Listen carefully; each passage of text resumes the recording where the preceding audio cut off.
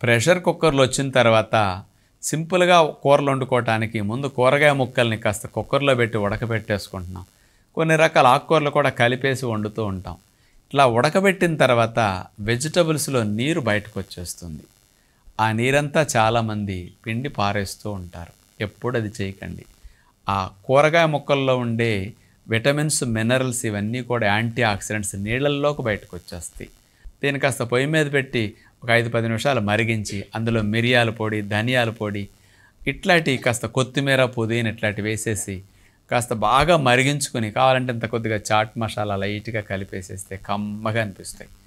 అలా కలిపేసిన ఈ సూప్ని భోజనం తినడానికి మీరు ఒక 15 నిమిషాలు, 10 నిమిషాలు, అరగంట ముందు ఈ సూప్ లాగా ముందు తాగేసేయండి.